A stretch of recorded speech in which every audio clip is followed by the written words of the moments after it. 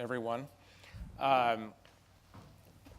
We can't actually see you because of the light, so we trust that there are people here. Although we're the kind of people who will just talk to ourselves if no one else is around.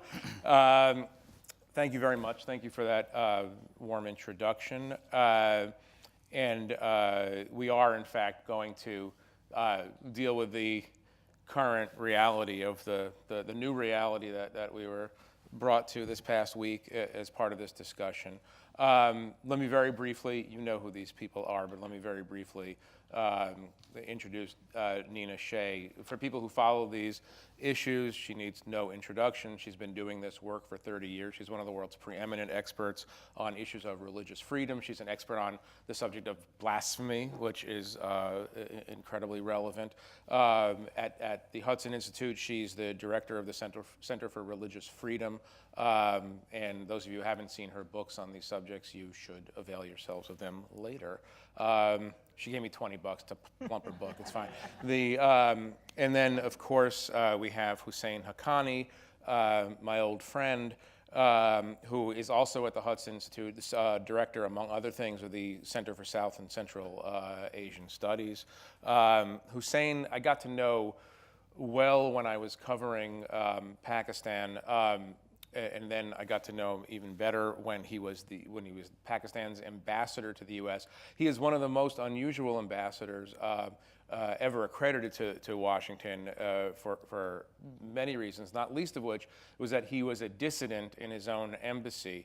While he was representing the Pakistani government was spying on him at the embassy. I mean, I'm not exaggerating for a fact. The ISI, which is the Pakistani intelligence service, is this fair to say? I'm going to say it anyway. Actively subverting. You have freedom of expression. Yeah, freedom of expression. I don't need your permission. Actively subverting his attempts, his very noble attempts, I should say, to moderate Pakistani policy, and particularly as it related to Pakistani government support for terrorist organizations. He went through quite a large travail as ambassador. He managed to find himself under house arrest, essentially, in Pakistan. Thank goodness he's not in Pakistan now, and we're very glad that you're here at the 92nd Street Y, which is a safe place for you. We'll see. We'll see if it's a safe place for you. Let's start with I want to start with the subject of tonight's discussion, trying to understand ISIS a little bit better, and then we'll broaden it out to the universe of Islamist organizations. But one way to do this, I think, I want to ask both of you to sort of take 1 or 2 minutes just to answer the following question, sort of framework question. Maybe we'll start with Nina. Give us, if you will, a little bit of the taxonomy of what's happening. Hussein has said, and other people say this as well, that if Al-Qaeda is sort of Islamist extremism 1.0, or Muslim Brotherhood is 1.0, Al-Qaeda might be 2.0, ISIS is 3.0, what we saw in Paris might be 4.0. But tell us how these pieces fit together, and do it in the framework of what worries you the most. So why don't you start, and then Hussein will answer the same question. Thanks, Jeff. ISIS, of course, got its start in Iraq. And I really think it's made its mark in Iraq because this summer, over the span of a couple weeks, it has consolidated control over a third of the country, including this large province in the north of Nineveh, which was a multicultural province, cultural crossroads of the Middle East, had ancient religious faiths there, the Christians, the Yazidis, for thousands of years.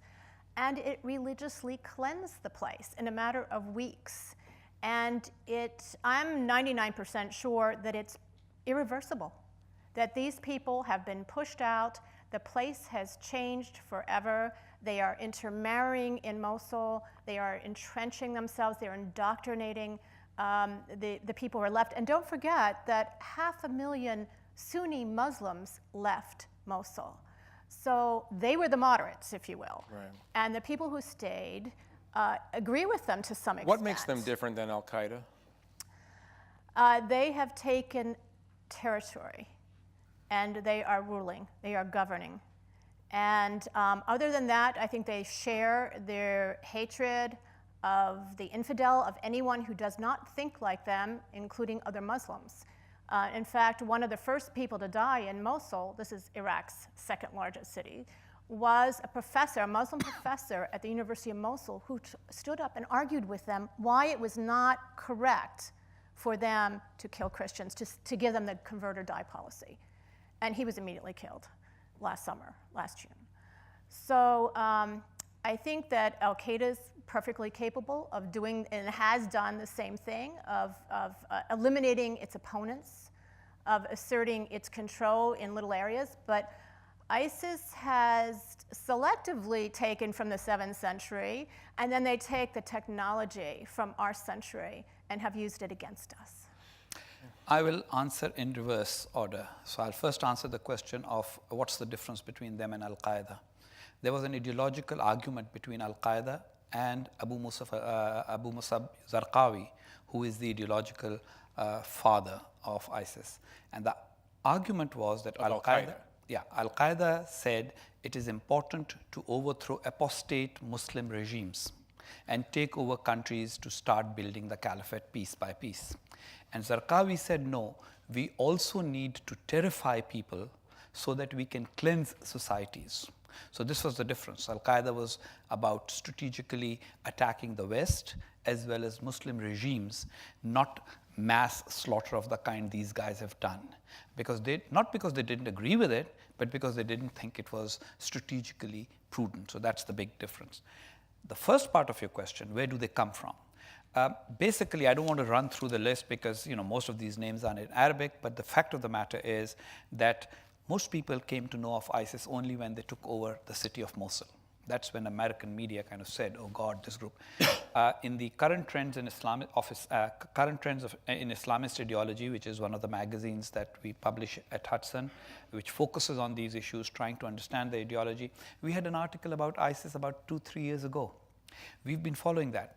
ISIS's roots are in a group that was called Bayat al-Imam, which was in Jordan, where Abu Musab Zarqawi was radicalized with that group.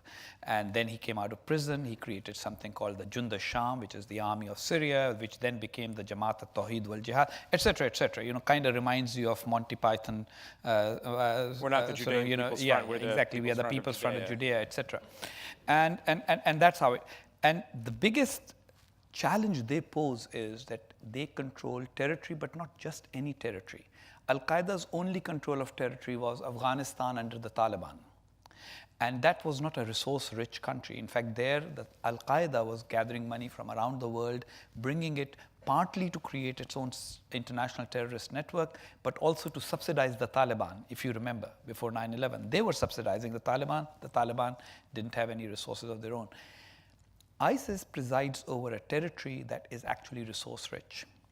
Last year, they brought in $20 million only in ransom money that they collected from European governments and companies, etc., etc. Yep. They raised something like $6 million a day in illicit trade that covers the territories of Iraq, Syria, and Turkey, including the sale of oils of about 70,000 barrels per day. So therefore, one has to understand that this is Al-Qaeda on steroids. In fact, petrochemical steroids. And therefore, their ability to cause grave damage globally is far greater. Last point, they also have the means and resources because of having territory, because of having a lot of people. They can actually bring people from all over the world. They can bring them into their own territory, train them, disperse them back, and give them the means to do everything. Right. Al-Qaeda comprised primarily nationals of various Arab countries who had gone and fought the Soviets in Afghanistan. ISIL has been able to recruit people who are citizens of European and North American countries. Big difference. So, for example, Al-Qaeda was not successful at that at all? for example, none of the people in Al-Qaeda that were significant were citizens of the European Western countries. They were actually foreigners residing there, and many of them were nationals of their own country. I want to come to this. Obviously, I want to come to the Europe question in a minute, but let me just stay on this taxonomy, if you will. From an outside perspective, the arguments between ISIS and Al-Qaeda probably seem very, very fine and very narrow. What are those two groups arguing about? Why are they in competition with each other?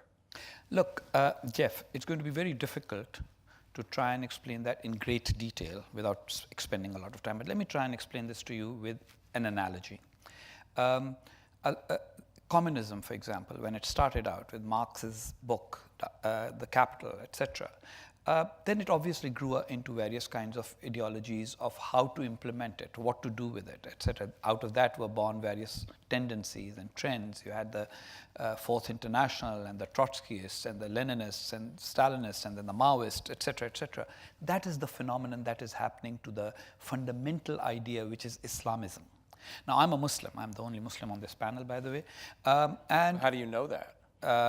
If you converted, Jeff, may Allah be pleased. I actually once converted by mistake. Okay. Because all you have to do is say the profession of prayer. Yeah. But the then point, I unconverted. Yeah. So there's almost 1.6 billion Muslims in the world. Not all, obviously, are blowing themselves up. They are not terrorists. So we'll come to that issue. And what we are doing, what we are witnessing, is a contestation for creating the core of the radical movement. This is the beginning, not the end, of radical Islam in the modern times.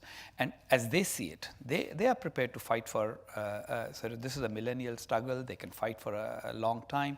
So what they're fighting or disagreeing about is how to accomplish the same goal and how to reach there faster.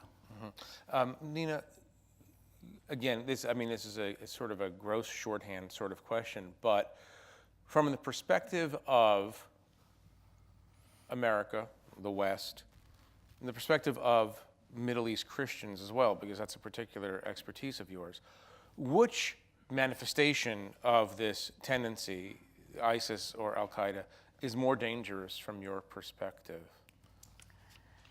Well, I think that they would find the Christians up until June, the Christians of Iraq, and Iraq is one of the largest, or had been 10 years ago, one of the largest Christian populations left in the Middle East. You know, the others are Syria, Lebanon, and then Egypt. So this is one of the 4 countries with more than 1 million Christians as of 10 years ago. Now they're down to about 250,000.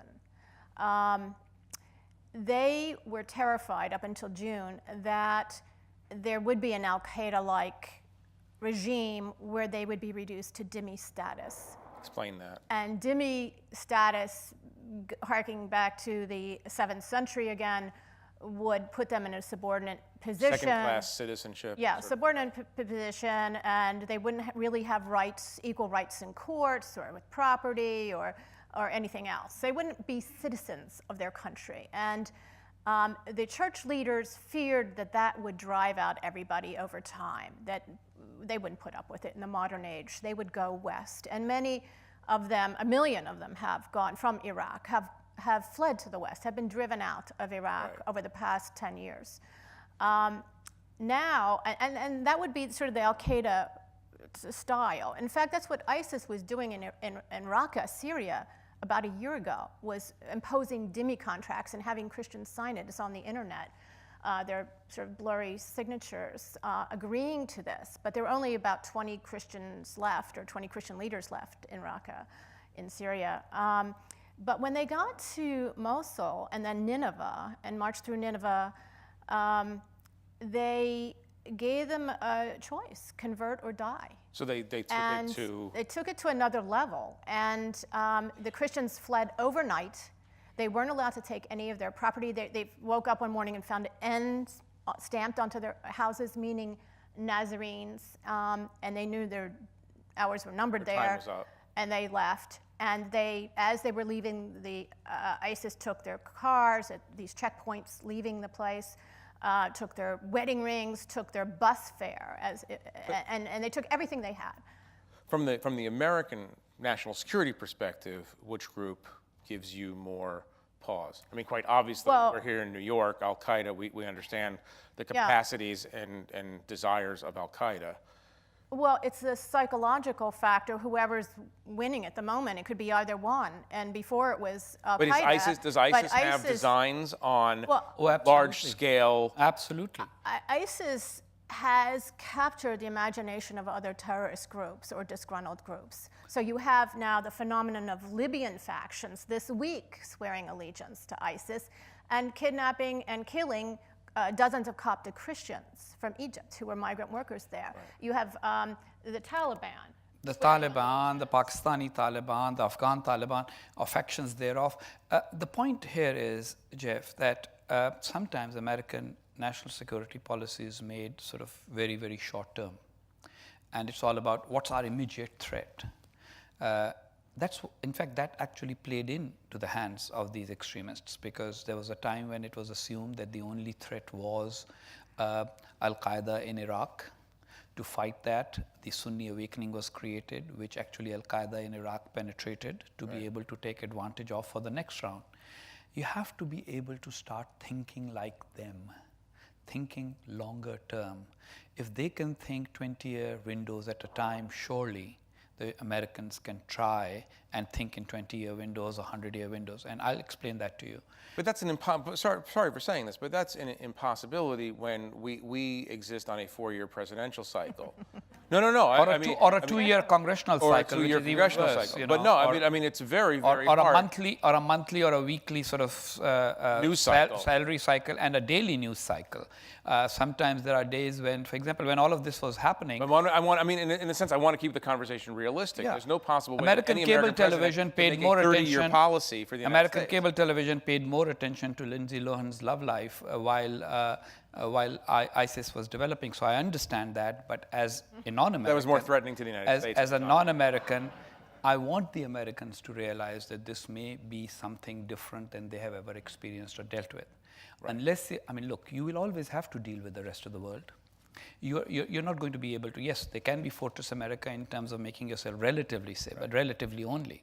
There will still be somebody who will need to trade somewhere else and all that, and these things will keep changing. Similarly, there are other dimensions to it too. Where do you think these Christians are going to go? A lot of these Christians, a lot of these Yazidis, after a little while of lying in camps somewhere, with any luck, they'll get out and get here. And they will say, we need to resettle. And those of them who can make a legitimate claim to be able to resettle, you will have communities here in Canada and Australia. So start thinking longer term. Right.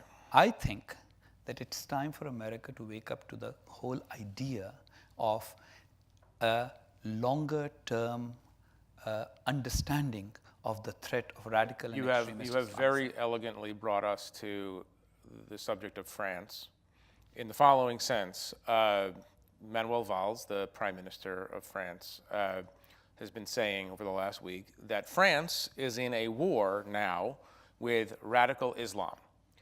You know very well that for the past dozen or more years, American leadership, and it's a bipartisan issue, it's not just the current administration, very, very hesitant to talk about this as a battle with a particular interpretation or branch of a particular religion. It wasn't called the war on terror by accident. It wasn't, when this was named the global war on terror, it wasn't called the global war on radical Islam. We know very well that the current president, President Obama, wants to minimize the ideological component of this and to cast this as a problem of miscreant terrorist groups based in various parts of the Middle East. The French, a socialist government, by the way, have been much more forward about talking about this as an ideological debate. What are the promises of that French approach, and what are the perils of that approach? I would simply recommend look, when you start talking about radical Islam, people who do not understand the history of 14 centuries of Islam, can get confused. I mean, there were occasions when people didn't. You remember the incident immediately after 9/11 when somebody went and shot dead a poor Sikh, which is a different religion completely, altogether, right, wearing a turban because he thought, I need to kill people wearing turbans. I mean, you can't underestimate the ignorance of the people in prosperous and developed countries. So let's call him an outlier, though, just to be fair. Sure. But then, whenever we start having that debate, then others start saying, yeah, but the Qawashi brothers are outliers, which is not true. So I think that we need to make a distinction between 14 centuries of a religion, a religious tradition that is still in the process of going through various kinds of debates, and that debate needs to be encouraged completely, instead of allowing some people to say, oh, but this is our matter of religion, don't insult it. Second part of it is, maybe we need to just do a terminological sort of exercise here, start calling it radical Islamism, because Islamism is a recent ideology going back only up to 1928. The idea that you need to create in the modern era or recreate something that happened in the 7th, 10th, or 11th centuries. Erdogan, for example, has become more and more, he was always an Islamist, but he's become more of an Islamist. I don't know if you've seen the latest picture of him standing with all the soldiers in various looked like Night at the Museum. Yeah, it looked like he was a guard at the night of the museum, out of uniform, and whereas everybody else was still wearing theirs. But the point is that is the idea that we are confronting, the idea that in the 21st century, instead of having a faith, and using it as a means of personal piety, you will try to redefine politics and the global order. Let me sharpen the question to get you to answer it directly. Is Val's right? Absolutely. So that means that the Obama administration approach is wrong. Absolutely. Absolutely. Deal with that second part. And look. Why is the Obama administration approach wrong? Well, first of all, Obama administration has actually totally retreated from the greater Middle East in military terms. I mean, I understand the debate in America about Iraq war and Afghanistan war and everything. I understand that you needed to reduce your military footprint, etc.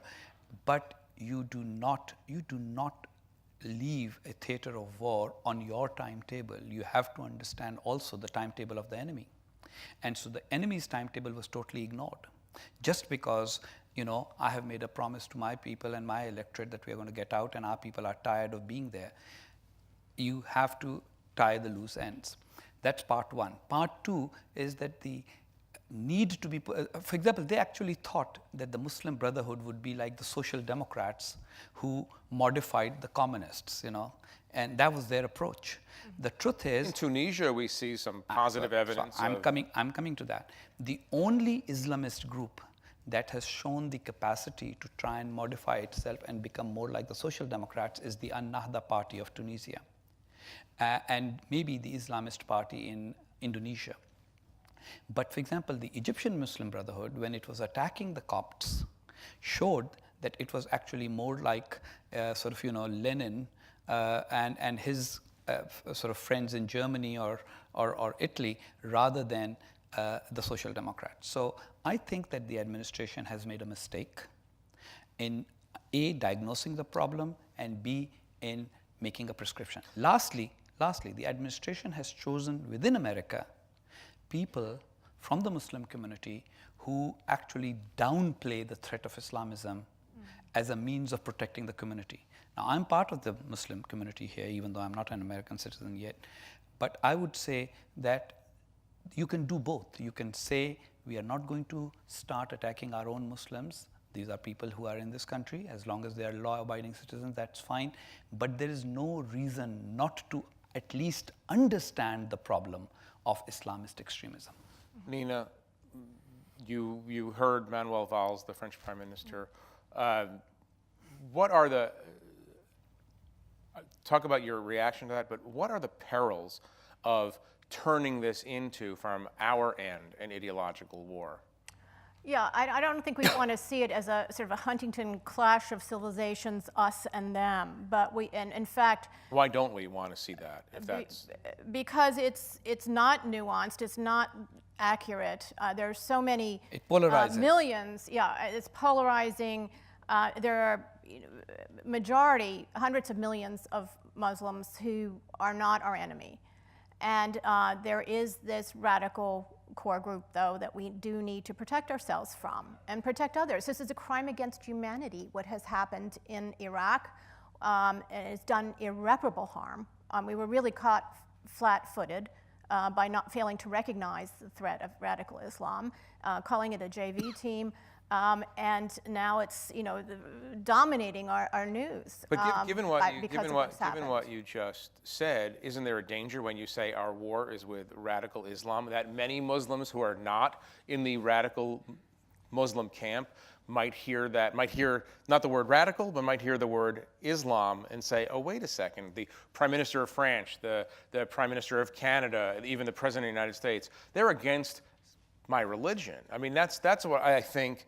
I disagree with you in the sense that I think there's a plausible argument to be made that the president is right not to try to, is trying to avoid polarization at the very least. Yeah, I mean, I think that the president has to take a leadership role in guiding this debate and has to do it responsibly and with nuance and with truth and with accuracy. It's a real threat. And I think that part of what we're seeing, we do not have a free and open debate right now. Those people who try to talk about this in any kind of depth are labeled Islamophobic or just people want to, our political leadership wants to run away from it. And I think part of what we're seeing, the backlash to Muslims in Europe right now with the rise of parties who are against immigrants, all Muslims, so forth, are the result of having such a politically correct framework that they cannot talk about it at all, and in fact are prosecuted for hate speech when they do try to talk about some of these aspects. I mean, your president could behave like Angela Merkel, standing by the Muslims in saying, when Muslims demonstrate against the Paris attacks, she goes there to show her solidarity with the Muslim community, while at the same time making the argument that she does not like the radicals who attacked in Paris. So she goes to both. And that is something that your president could do also. Identify with those Muslims who are against the radical Muslims themselves and say, you know what, Muslims are fine. We can, the tapestry of America can have many, many religions, the variations, various denominations of Christianity, Judaism, Muslims, various denominations, etc. But those who kill purely because of their arguments over religion are just not acceptable. Is it accurate for American leaders to say, and European leaders to say, every time there's an attack, someone invariably comes out and says, that is against Islam? An American leader, John Kerry, Barack Obama, will say, that is un-Islamic, that is against Islam. That's for Muslims to say. I mean, let me talk about what is Islam, instead of taking it upon. And what motivates them, do you think? It's this. Look, everybody. Is that political correctness? Partly it's political correctness, but partly it's the desire to not appear as if there is a clash of ideas. Whereas there is a clash of ideas, it's not between Islam and non-Islam right now. It's between this particular variant of Islam and everybody else. Let's remember, Al-Qaeda has killed more Muslims than it has killed non-Muslims. Remember that. Even, yes, the Yazidis and the Christians have really had a very tough time, but so have Sunni Sufi Muslims, so have Shia Muslims. I mean, they are Muslims at the hands of ISIS. So this is not a clash of civilizations, and this is not a clash between Islam and the rest. However, it is a clash with radical Islamism, and what's the harm in saying that? And the peril is that people are thinking to themselves that this is a problem of Islam. And there has to be distinctions. I don't think that there's anybody who buys that there was workplace violence at Fort Hood. I just don't think that has been swallowed at all. And so the danger is people start trying to figure it out themselves and blaming all Muslims and not really looking closely about what's happening. Where do you place the cell that committed the atrocities in Paris over the last week? Where do you place that on the ISIS, Al-Qaeda sort of continuum. Is that or are we seeing some wholly new phenomenon, or are they radicalized based on pure ISIS principles or pure Al-Qaeda principles? So using my 1.0, 2.0 sort of software version kind of things, a radical Islamism that was not particularly violent because they didn't have the means of violence at that time. You're talking about like Sayyid Qutb and... Yeah, Muslim Brotherhood from 1928 onwards. I mean, they occasionally did try and attack officials, et cetera, but they didn't have the means And the social media. and they didn't have the means of mass destruction, mass attacks. Then came Al-Qaeda, which had certain means, and it inflicted them partly because they got trained during the war against the Soviets, and they used that technology, and they continued with it. ISIS is another step forward, much more ability, aided by social media, both to recruit as well as to pass on messages which didn't exist before. I think this is not this is not a new strain. This is like if ISIS is 3.0, these cells are 3.1, and there'll be 3.2, 3.3. People who are getting radicalized through the ISIS message and then acting. In this case, of course, these guys were more tied to Al-Qaeda than they were to ISIS. Do these cells mean that the organizations themselves are less relevant or going to be less relevant in the future? In other words, the Raqqa headquarters of ISIS and the Afghanistan, Pakistan headquarters of Zawahiri are going to be less relevant because these are self-radicalizing? But this was something even after 9/11, I said many times at that time on American media that you guys always assume that there's a hierarchy, there's a general and then there's a 2-star and then there's a 1-star. Al-Qaeda, even in an early phase, was more of a franchise. And people would get the idea, have one man. But 9/11 was a top-down authorization. Yeah, 9/11 was a top-down authorization, but post 9/11, a lot of things were actually franchises. And so these will end up becoming more like franchise And there's a lot of one-upsmanship too among groups, and that they're watching each other very closely. And you see the beheadings of ISIS, and it really brought it to a new level of brutality. And then Boko Haram, which is in Nigeria, and is a group that's been around for several years, has started becoming ever more brutal with the So everybody wants to be a girls, YouTube star. and now, using young girls, 10-year-olds, to now be suicide bombers and go and blow up a marketplace full of women. What percentage of this is a guess, obviously, but what percentage of the global Islamic community, the Ummah, what percentage of people do you think are drawn to this politicized radical Islamist idea? Look, we don't have accurate numbers, but just to give an idea of the enormity of the problem, here's the problem. There's 1.6 billion Muslims. 1% of 1.6 billion is 16 million.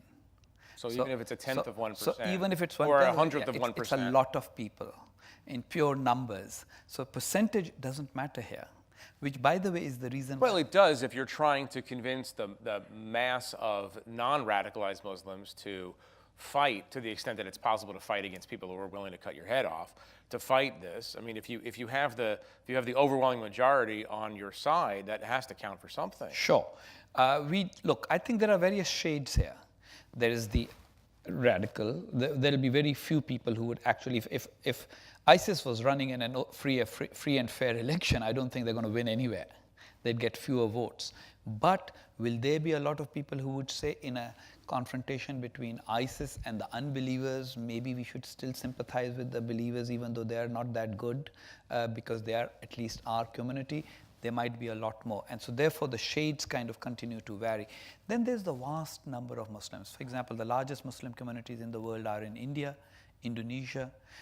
Those are not necessarily radicalized that significantly. You very rarely see an Indian in the ranks, and there are 200 million Muslims in India. There are 200 million Muslims in India. They are part of the democratic process. They run for elections. They get by. They also have some clerics. In fact, some of the most clear-headed clerics on the issue of radical Islamism, who have written books saying, religion is not about power, it's about piety, etc., etc. I mean, if there's an Islamic reformist argument, taking the analogy from the Reformation in Christianity, that Reformation argument is actually shaping up in India more than anywhere else. The Middle East is particularly disturbing at different. And by the way, the UAE, for example, is another place where there are certain ulama, religious scholars, who are actually making these arguments about Reformation. In many other places, various governments have used this radical Islamist trend for their respective advantages. Right. At different times. Well, in Pakistan, and obviously. Pakistan, Saudi not in the Arabia, Arab Middle East, but Pakistan, Saudi Arabia, Egypt. Nina, the biggest question, or one of the biggest questions, is why is this happening? Now, if you're on the left, you say this is happening because of the Iraq War, because of the invasion of Iraq. If you're on the right, you say this is something innate about the violence built into or baked into the DNA of this great religion. Well, why, and there's a very polarized and not very helpful debate between left and right on this subject. Why, in your mind, is this happening? Where the world, around the world, we're seized by this threat of hyper-violence by a particular strain of one religion. Yeah, well, I think we're seeing it in places where there are weak governments, failed states, corrupt governments. It's a contest for power between the Sunnis and the Shia. This started in 1979 when the revolutionary regime in Iran took hold and Saudi Arabia started competing with it. Given what you know now, was ripping the lid off Iraq in 2003 the smart move? No, and I wrote that at the time, that it was an incredibly dangerous thing. Do you have thoughts on that? My view is that it may, I mean, one can always have different views on whether that helped or not, but I think that the problem in a different form would have taken shape anyway. Because, as I pointed out, these groups were already operating. Maybe Iraq there was a lid, but at some point the lid would have been ripped off by some factor or another. Saddam Hussein. The Arab Spring might have occurred in some... No, not that. Saddam Hussein could have had a heart attack. There could have been a contestation for power among his successors, which some successor might have reached out to these jihadi groups, etc. So maybe American involvement because of Iraq has kind of heightened and has made, but those of us who live in the Muslim world or lived in the Muslim world until recently, we were witnessing this phenomenon anyway, and it was only a question of. So go to this question of why then. Why is there seem to be a nervous breakdown in large parts of the Muslim world? So you read my piece in the Telegraph today. I did indeed. In which I make the argument that basically the last 300 years in the Muslim world have been years of tremendous stagnation, intellectually, materially. There was the whole colonial period. And for example, Muslims publish fewer books. Look, there are 300 million Arabs, and there are only 15 million Greeks. But there are fewer books written every year in Arabic, including children's books, than are published in the Greek language. So obviously this is... And I can't imagine the Greek publishing industry is very healthy right now. Even if it's not healthy, it's still better than the Arab publishing industry, which should at least, despite the falling oil prices, have some resources for people to be able to buy books. There's not a single modern invention. Yes, there was a great golden period. If there had been Nobel Prizes in 10, 15 AD, many of them would have gone to Muslims, but lately, not doing too well. So what's the consequence? The consequence is that there's a feeling of, on a global scale, feeling of falling behind, being left behind, but at the same time, religious scholars telling them, but Islam is destined to lead. Well, then people wonder, how are we going to lead? They're not going to lead by scientific invention. So there's some sort of, there's a gap between supremacist expectation and expectation and aspiration and reality. And that gap is being filled by extremist ideologies which say, you know what, we can't reach the top, but we can bring the top down. And so that's where the idea of, I mean, for example, the whole idea of targeting the World Trade Center, it didn't spread Islam. People didn't embrace Islam as a result. I mean, that's what religions aspire for when they are proselytizing religions. They want more followers. What were they hoping to achieve? They were hoping to make a symbolic victory.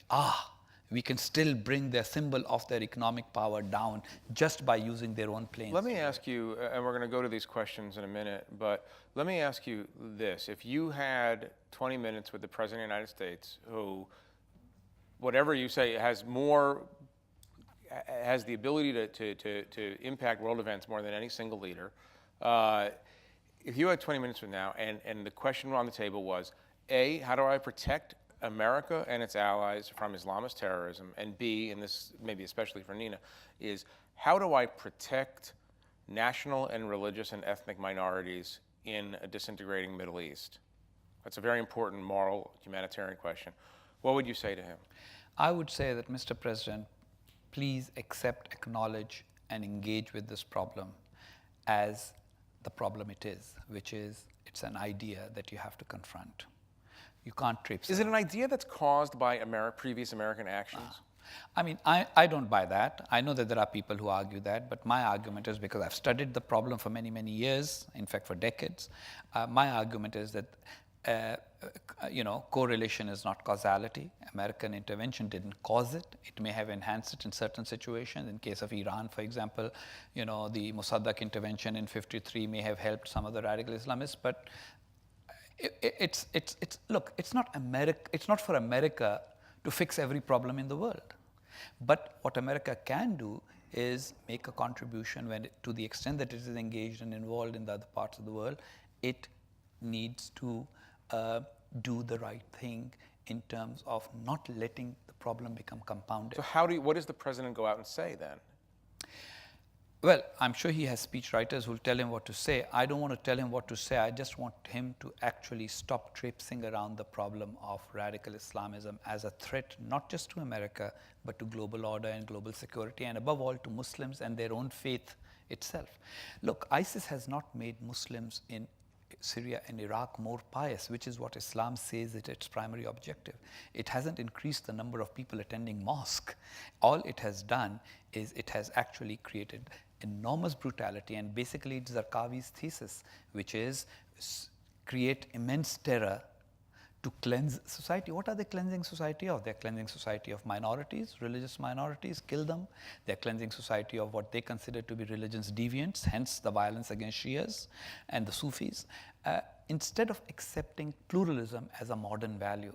And I think it will be in the interest of the Muslim world as a whole to accept pluralism as a value. So I think the president needs to tailor his policies and his interaction with the Muslim world's leaders to try and move forward an agenda for pluralism and use American power where it can be used effectively to deny the extremists from getting space, territory, and resources, which they are getting in the case of ISIS. Nina, it's not likely that the Hudson Institute is going to get a tremendous amount of time with the president, the current president, but if you had that moment. Yeah, I mean, there's short-term, there's medium-term, and long-term things that should be done, and I agree we have to have a framework. We have a general now who is saying that he's been studying, he's a special ops head for the Middle East, who's saying that he doesn't understand what ISIS wants, what ISIS is about, and he's been studying it for months now.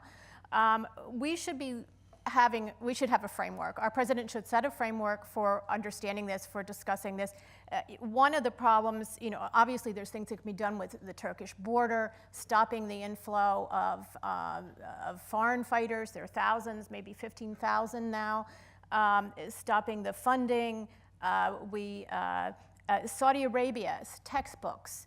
I want to get back to that because I have undertaken about 4 studies of these textbooks, and as one of our counterintelligence figures at the Treasury Department said, they are kindling for bin Laden's match. He said this a few years ago. It's just as apt today. They have not been reformed. They are still directing students to spread the faith through violent jihad.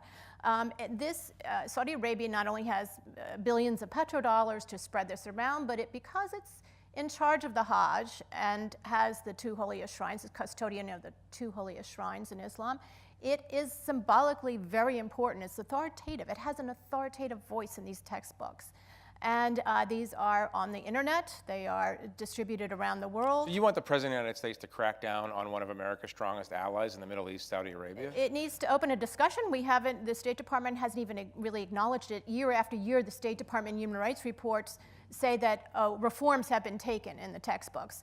Now, I went to Saudi Arabia, and I met with the Minister of Education and the Minister of Justice, and one of the books, Hussein was talking about how few books are published in Saudi Arabia. One of the books that is a very old book, I was told by the Minister of Justice, that is published and is readily available everywhere, is the Protocols of the Elders of Zion. And it's taught as historical fact in the Hadith book, in the Hadith curriculum. The Hadiths are the stories of Muhammad's life. I asked the Justice Minister why this had nothing to do with Muhammad. It was, dates from the 19th century.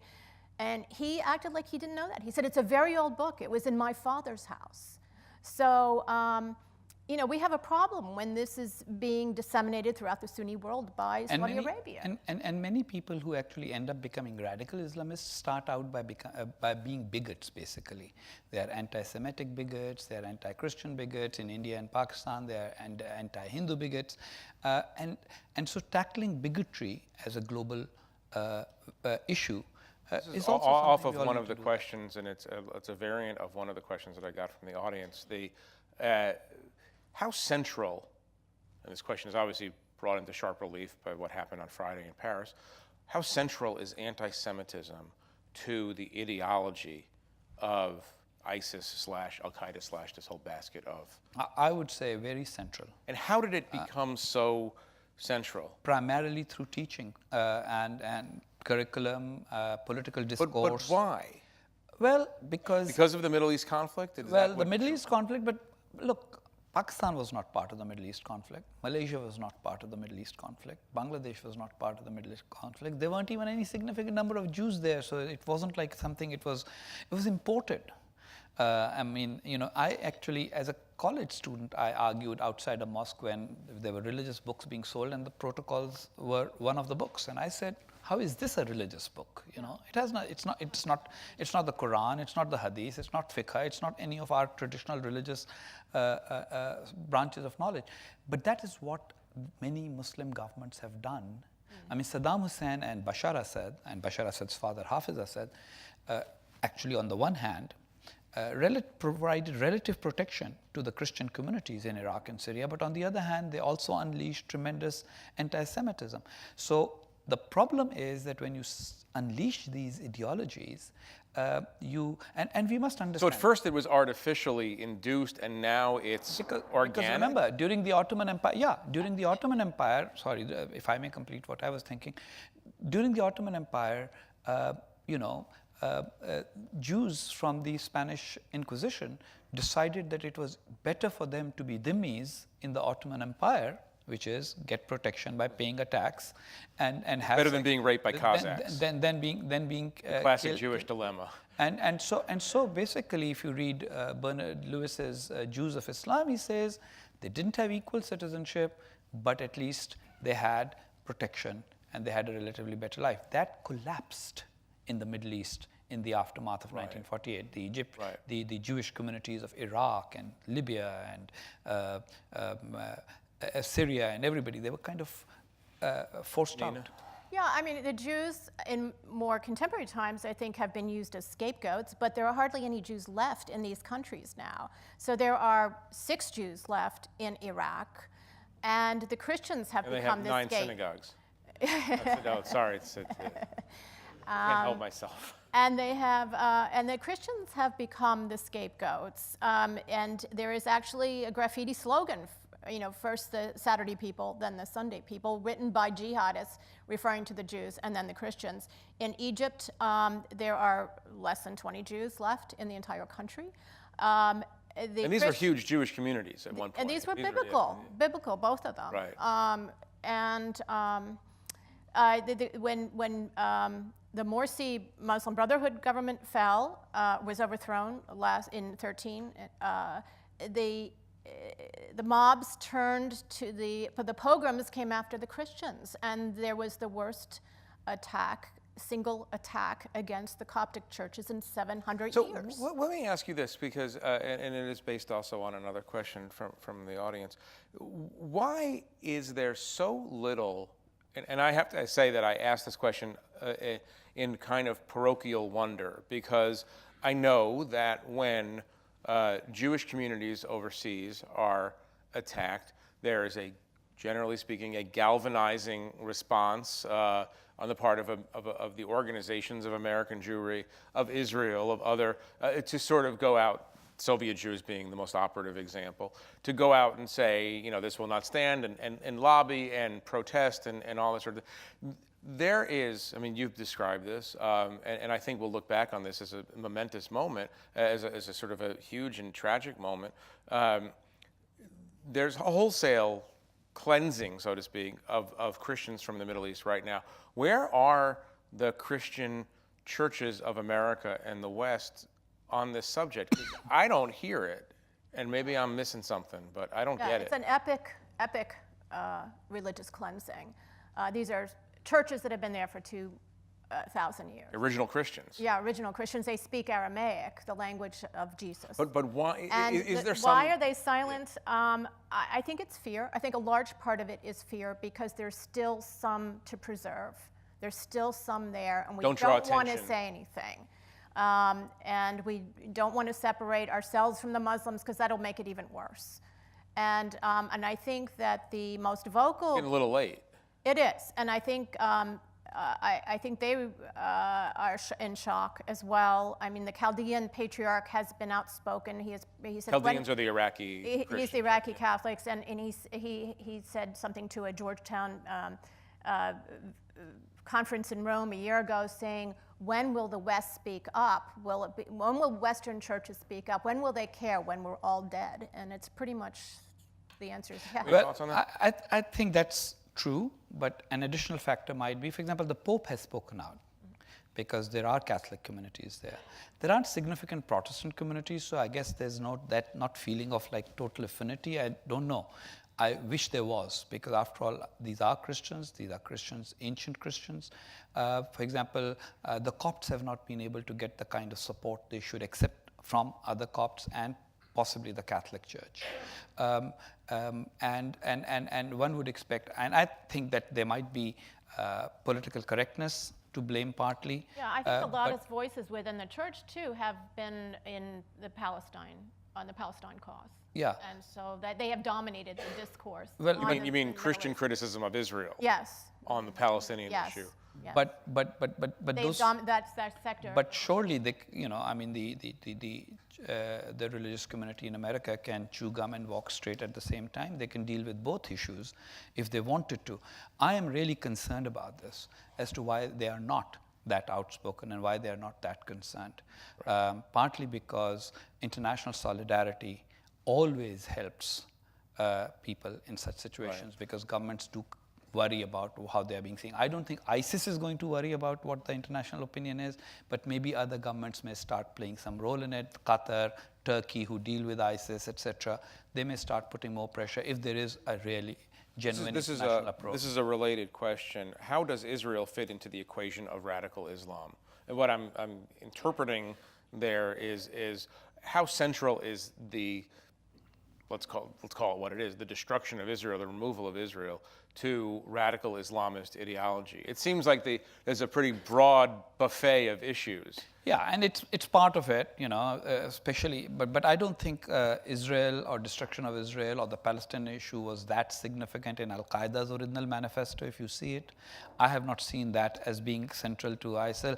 That said, of course, destroying Israel is always something that the radical Islamists can use as an appeal. Israel's a country of infidels and should be destroyed. And as they see Christians. That's not your personal opinion. Right? No. I'm saying this is for the home audience. This is how. Yes, I could say, as a journalist, I could take her deeply out of context right now. But it's in other words, it's one piece of a puzzle. It's one piece of this worldview that there is this religious other, and they don't belong in our lands. We are the only ones in any land that we can reach. We are the only pure ones. We are the only ones who follow what God has ordained. We are the only ones who believe in the one true final prophet, and others do not have the right to exist except on our terms. Well, let me go to this question then, which is a subject that's obviously of incredible import at the moment. can you explain the role of blasphemy and explain the apparent hatred of blasphemy on the part of more radical Islamists? I mean, we live in a country that no longer takes blasphemy seriously as a concept, I think.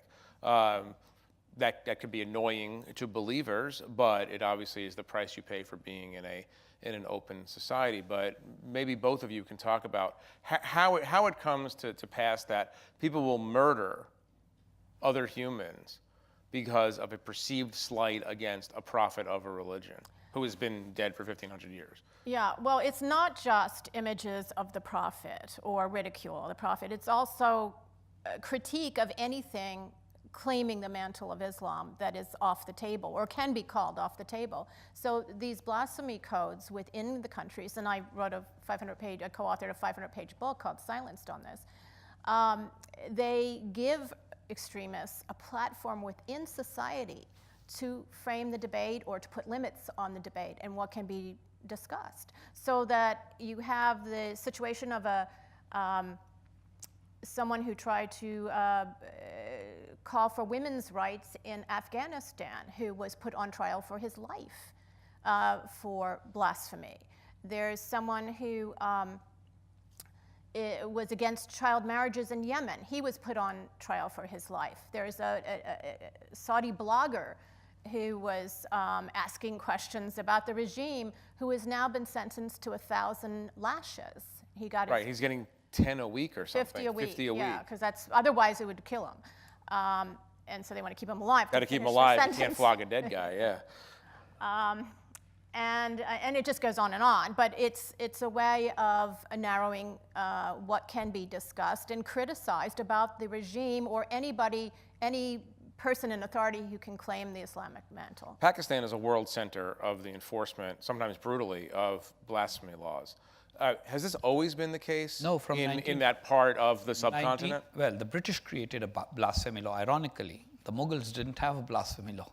The British created a blasphemy law, but that was pretty light. From 1947 to 1983, there wasn't a significant blasphemy law.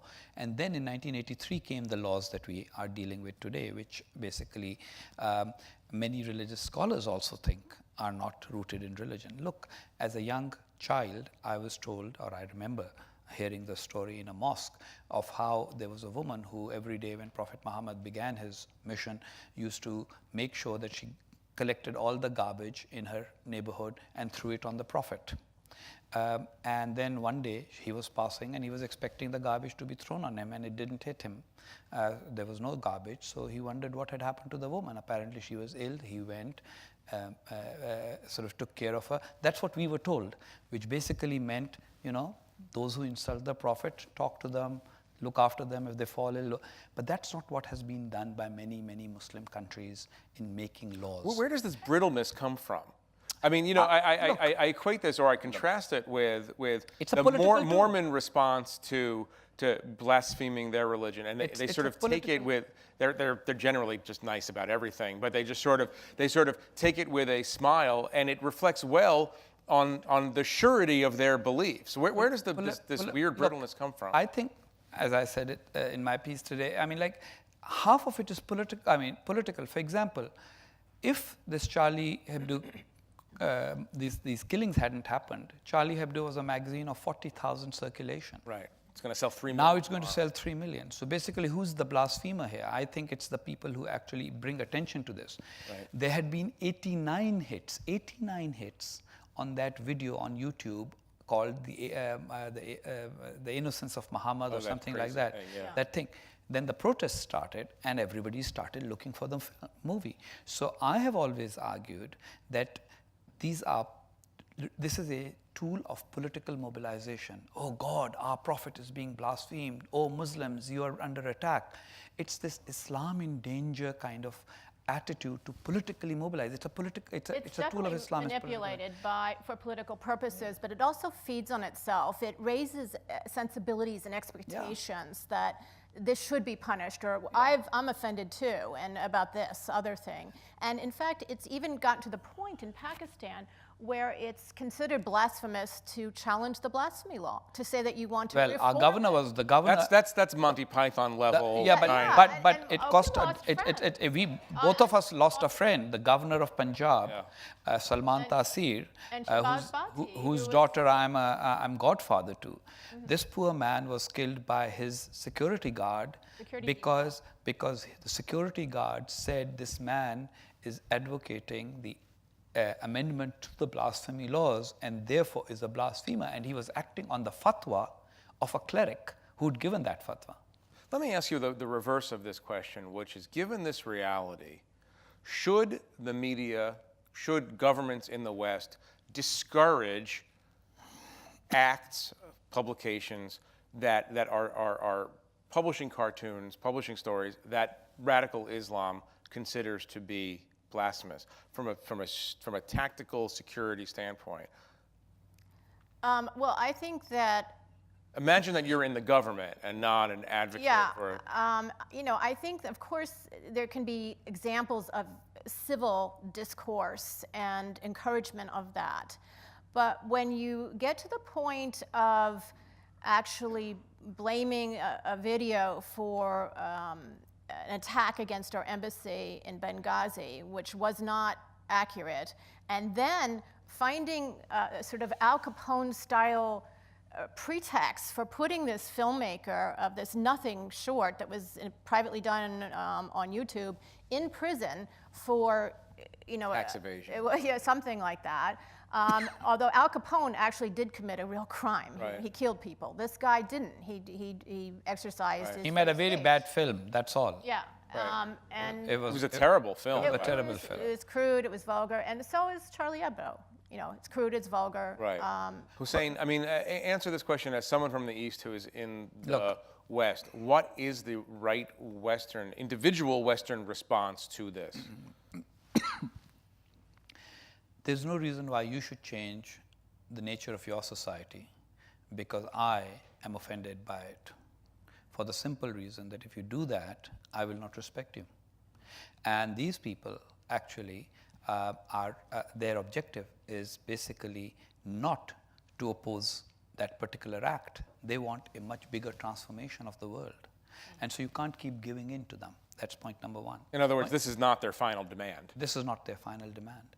Second thing is that, yes, as a Muslim, I'm offended when Islam is attacked or my prophet is attacked, but then everybody attacks everybody else. The argument keeps going on. I think Muslims will benefit from making the arguments about their faith, if they have them, and say, you know what, when you say this is what Prophet Muhammad was like, he wasn't. There's an alternative in our history. That is how a reform takes place. Right. If there's going to be a Muslim reformation, that reformation will come from an open debate, and I think that openness will have to be in the West. Sounds lovely and terribly naive, given that if you stand up in Thank any you very number much. of a dozen countries, look what happened to you, which is mild. Fine, but I was able to get out of there and come here. Now you want me But you to got out use- by the skin of your teeth. Fine, I took that risk. I took the risk of getting out by the skin of my teeth, and I was lucky. There were others. Salman Taseer was not. But how are we going to bring change? How are we going to bring change if you will surrender freedoms that you have accumulated over several decades or several centuries, and you will surrender them because some crazies in my country who have already taken that freedom away from me want to take it away from you? Don't start surrendering freedoms. In fact, the only way we and our people will get the freedoms is when you will keep yours and help us get ours.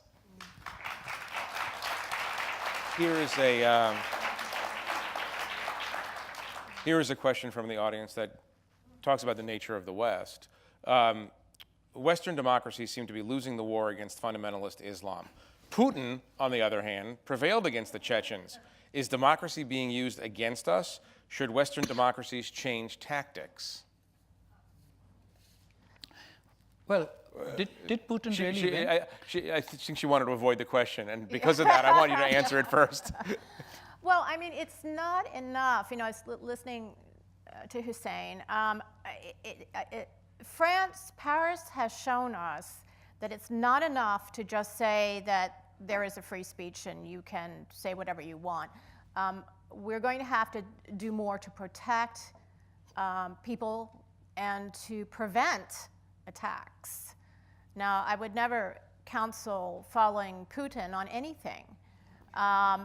So I didn't even want to go there and analyze what he's doing. Well, there's a supposition here that he's actually defeated. Yeah, I'm not sure that's. Yeah, that's what I was. I don't even know. I mean, I don't think it's defeated. No, it's in fact the biggest. Some of the biggest actors, the most violent beheaders in Syria have been Chechens, but And in Afghanistan and Pakistan. and in These Boston. Chechens, yeah.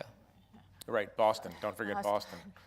But we do have to make sure that these people that committed the Hebdo massacre last week, they were known to be terrorists, to have gone to Yemen, to have trained. They were on our no-fly list. And France should have been doing a lot more to keep them behind bars and to keep their people safe. So what is going to have to change? Let's assume that Hussein is right, that we're at the beginning of this story and not the end. Mm-hmm. What is going to have to change?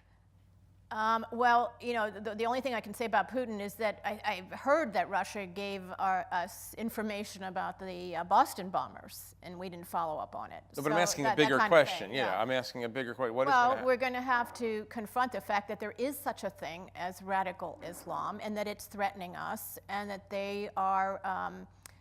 We did a pretty good job with stopping some members of a family in Chicago recently from going to Syria to join the Islamic State fighting.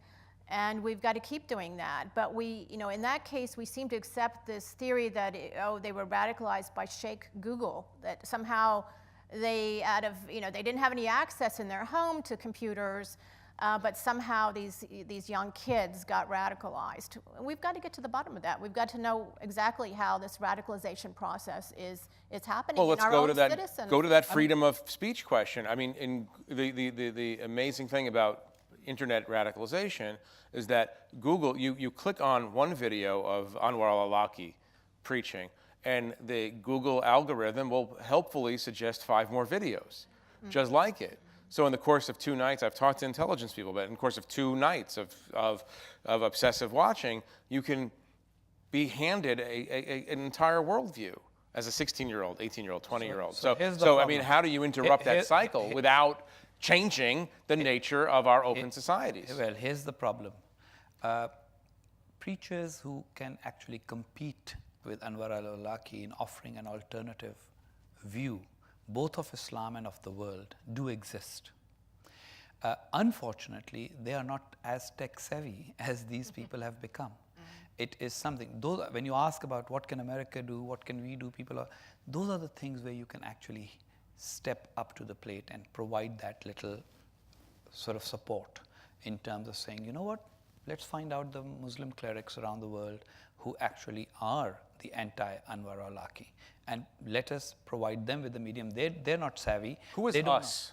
Who is the us that's doing this? You, me, and Nina doing it. I'm going to go find Muslim clerics that are going to have credibility. I'm going to find them for you, and you're going to help me put their videos up on the internet.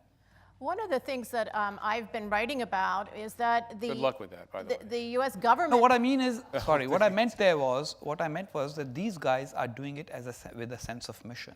Right. And they have learned the manipulation and use of the internet much better than the moderate Muslims who are living in their own. As I was giving an example when we were sitting upstairs, there's this Indian scholar who Fareed Zakaria has now quoted, about on the subject of blasphemy. Very scholarly, very old and frail. He preaches to a congregation of about 50, 60,000 in India. But can you imagine if his message was actually available on the internet like it is? And there are thousands like that. Look, a community of 1.6 billion obviously has more than several million people out there who are not going and looking for people to shoot, who are not blowing themselves up, who are not killing their neighbors. So what are they doing? They must be listening to somebody. Right. It's just that they don't have the internet presence. They don't have the presence in the West that the others have been able to accomplish. And then the Muslim Brotherhood, through its serious organization over the decades, has created a presence here in which Whenever, for example, the White House is having an iftar party, they want to invite the Muslim Brotherhood types.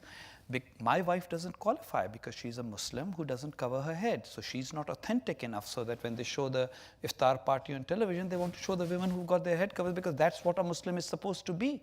There are many of us Muslims who are Muslims in various shades, just as there are many Christians who are in varying shades. There are the church-going Christians, they are the only high holiday-going Christians, they are the Christians who only go to church when they are in trouble, etc., etc. That's the way Muslims are too all over the world, and everybody needs to have a voice, and their amplification Nina, could be something. And this is going to be, this has been going on for several presidencies now. And I was going to say what Hussein had said, and you know, I remember when George W. Bush had his first address to the Muslim world, and it was in the Islamic Center on Massachusetts Avenue in Washington, D.C., and he turned over the invitation list to the Saudi government.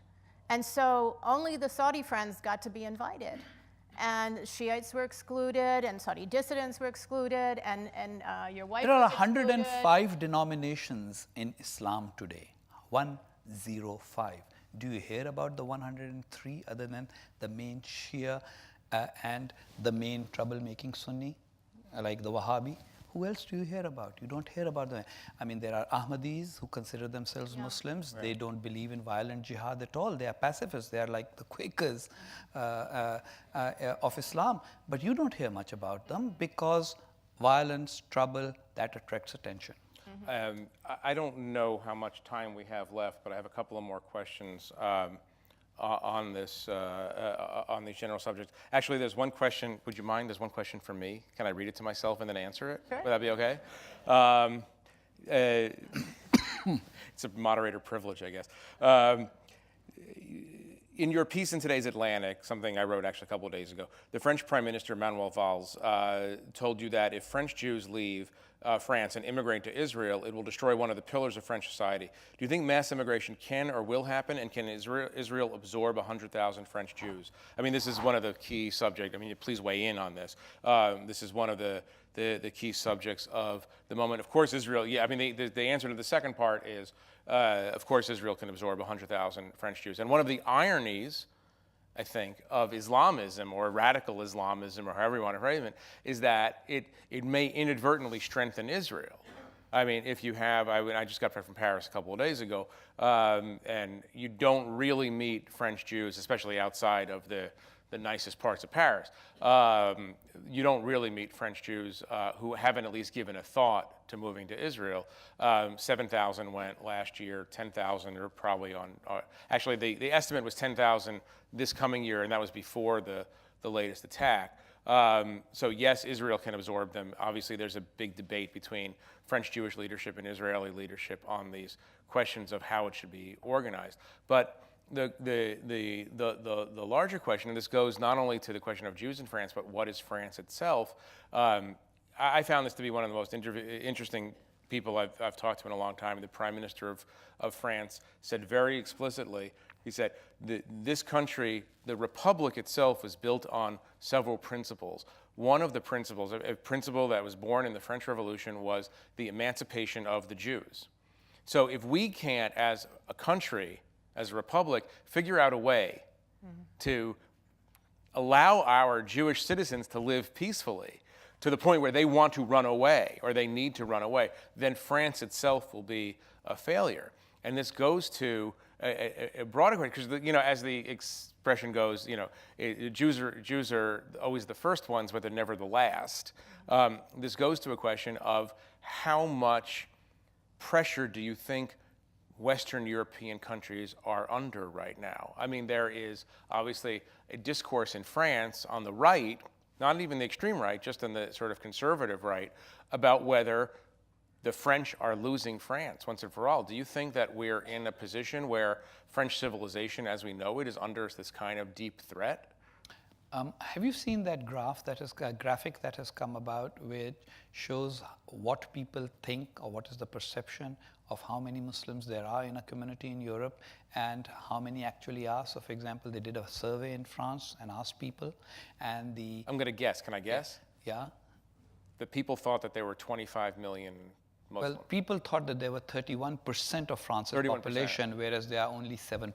31% would it be about 20 or so million? My point being that the perception about this invasion is actually not real.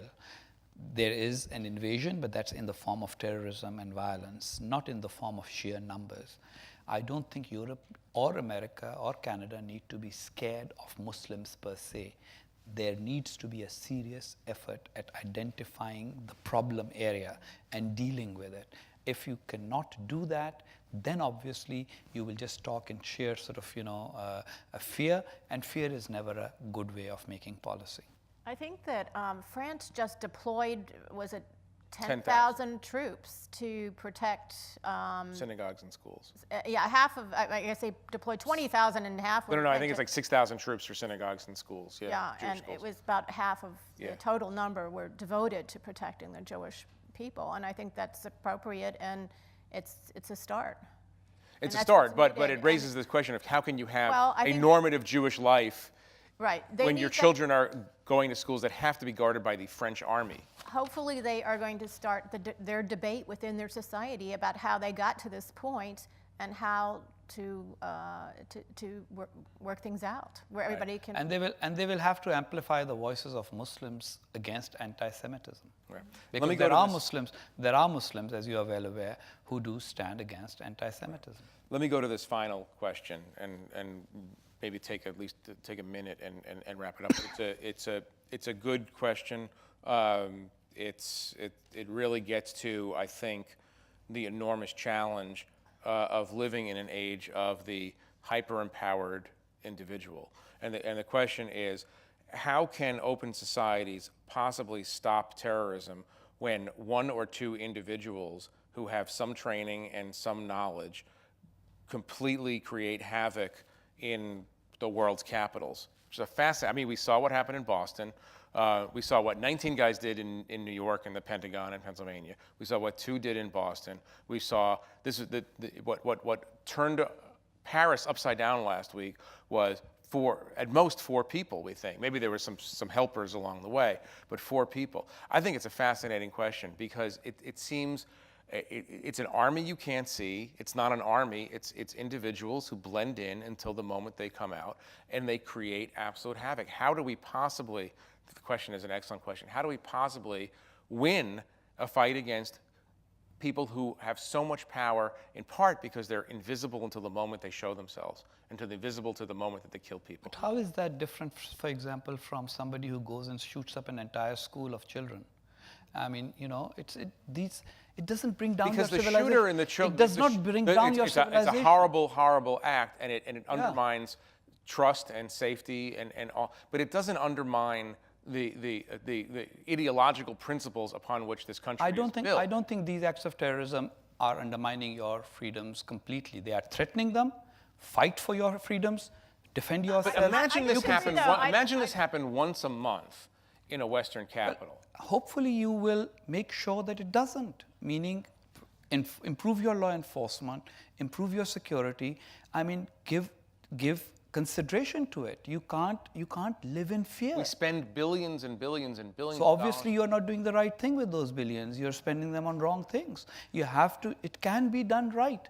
There hasn't been another attack in London since that train station attack, the tube station attacks, because the British actually got down, hunkered down, and made sure that they knew where the Muslim that's the communities point. were. It's not as random as the school shooter examples. We do have clues. We You can- do have you can monitor information them. about all those incidents that you mentioned. There were warning signs, and our law enforcement knew it. We had information about the Boston bombing. You just have to get your act together. I mean, immediately after 9/11, you woke up to the threat of terrorism, and then kind of you've gone back to your slumber. And if you can, Well, we woke up to the threat of terrorism, and we made what everyone, or most everyone would agree, were a series of mistakes along with some successes. I mean, we lost our balance for a while as well, and that's sort of the intent of the question. But let me ask you, let me just sharpen that. But we still have to go to the source of the problem, too. Well, that's what I was going to get to. Ideological And this is the question. Do you stop this problem, or do you end this as a serious threat by putting soldiers in front of Jewish schools by having people take their shoes off in American airports? Or is this something that has to be fixed somewhere else? It goes to the Syria question. If we had gone in, I mean, the classic dilemma, if we had gone into Syria earlier, would that have made it better or worse? Well, one thing that could be easily done is closing the Turkish border so that you don't have people running back and forth getting trained and coming back to Europe. How do we easily do that? It's Turkey. By pressuring Turkey. It's a member of NATO. I mean, we have to, what have we done But to there's no, pressure Turkey? look, you're looking for a silver bullet. There isn't one. I'm not looking for a single bullet. Okay, so taking off the shoes, if it's necessary, has to be done at the airports. It has to be done. Similarly, if you have to do more policing, that has to be done. And I don't think that these 10,000 soldiers will have to stand outside synagogues forever. But very frankly, they should stay there for long enough to make the point that French society will fight back anti-Semitism. And that is all you need to do. You need to essentially make the point that this is what our value system is. We are all for everybody joining us in this value system, but our value system is not going to crumble just because some people manage to get control of some planes and fly them into 2 buildings. We'll build those buildings again. And that is what will show to them that this is not how they will succeed. They will lose members as a result if you show some spine in confronting them. I want you to take us out of this conversation by answering the following question. You said something quite depressing, I think, to the average American listener, that we're at the beginning of the struggle, not the end. How does it end? Does this burn out? Does it burn itself out? Well, or is it some trick that we pull? No, or is it some combination? It's a combination. I mean, look, remember there was a time when there were anarchists who killed several world leaders. The Marxists, sort of as they proliferated, the various movements, etc., Russia was lost, Eastern Bloc became fell under the Iron Curtain, China went, Vietnam, this, that, etc., etc. You made many mistakes along the way. In the end, what happened? Communism collapsed. Islamism is also a totalitarian ideology. It's one we haven't acknowledged It's just that you do not acknowledge its totalitarian nature, and you have not made a policy to marginalize the ideology. It will end when it will be only a few people sitting in some mosque somewhere in the world thinking, oh God, there was a time when we could actually go and bring buildings down, now we can't. It'll be a few people left, just as there are some people still, I'm sure, who still want some. Right, well, there's still a Communist Party USA, but we don't worry about it that much. Yeah, exactly. So basically, your point is, the first thing we have to do is acknowledge that it's an idea, that's a totalitarian idea. Acknowledge, confront, marginalize. Yeah, I mean, it took a couple, years after World War II for President Truman and our leaders to start figuring out the response to the communist threat in Europe and here. And we have still to do that. It's been 14 years since 9/11. We still haven't done that. And you made mistakes in that one too, remember? And you also made mistakes about civil liberties. You went after groups that were not necessarily the bad guys, etc. But in the process, at the end, you managed to. Right. We're good at two things. We're good at making mistakes, and we're good at defeating totalitarianism. So, we'll combine that, and we'll eventually get there. This time, try to do it with fewer mistakes, because the stakes are higher, the adversary is much bigger. Yeah. I want to thank the 92nd Street Y and the Hudson Institute and Hussein. Thank you very much.